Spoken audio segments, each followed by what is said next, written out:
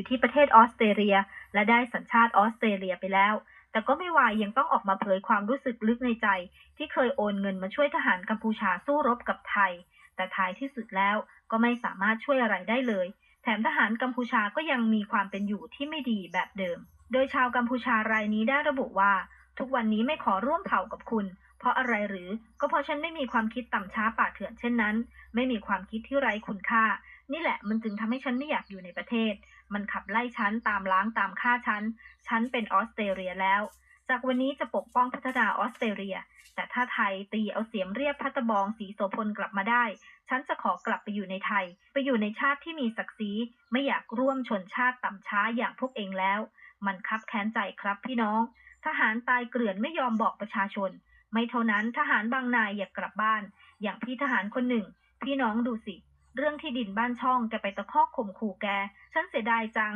ช่วยเงินไปฉันไม่ควรช่วยเงินไปเลยฉันทำงานงกช่วยเงินไป 2,000 ถึง 3,000 บาทช่วยเงินทหารไปก็ไม่มีประโยชน์แต่ไอ้ฮุนเซนมันซื้อนาฬิกาแพงๆมาใส่ทำไมมันไม่ขายนาฬิกามาช่วยทหารทำไมเขาถึงกลายเป็นผู้สูบเลือดแต่พอมีปัญหาทำไมมาเรียกร้องเอากับพี่น้องเราที่อยู่นอกประเทศเรียนเขาเรอันสำนักชกการปูใหญ่ง่ายอันใจง่ายรวยปูรวยอันเบียอัดเมียนกับเม็ดอัดเมียนกับเม็ดเท้าเตียบอัดเมียนกับเม็ดไปใส่แบบนึงอัดเมียนกับเม็ดเจ้ามาเสียดจังมันเวียอัดเอาตกอันตะกรงประเทศเวียได้อันยังไงเวียตามสำรับตามไออันจังอันเกิดออสเตรเลียปีไงได้เตออันกาเปียออสเตรเลียอันปรังเธอกาก่อสร้างออสเตรเลียบิลออสเตรเลียนะอันใหญ่แบบมาเลยใครบันตายบัดไทยไปอยู่ล่างไปโยบัตรบองเสียมเรียบที่สปอนมาวิ่ง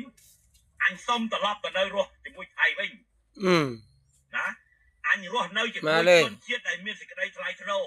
อันชอบรัวเนยจะมุ้ยอาจจนเทียบเท่าเทียบตัวกูหายง่ายชั่วช้ามากคือจับหน้ามาบอก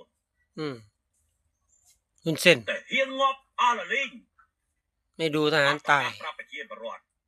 ตอนปันยังไงแต่เฮียนนั่นแต่ตัวนึงอาคาตลอดไปวิ่งเลยบ้องแต่เฮียนมวยไม่บ้องป้องกันมือเรื่องใดเรื่องชลีก่อนตั้งส่วนลดเรียกกับไอ้ก่อนเนี่ยดันจังก็ไม่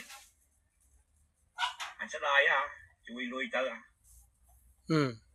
อันมันกูช่วยลุยเตอที่เราไปซื้อนาฬิกาหมดแล้วเธอกาละห้ามมันช่วยเตอปีไปเปิดดาราปีไปเปิดไอ้คุณเส้นอันช่วยลุยเตอแต่เฮียนนี่อันไปยาวอีกมั้ง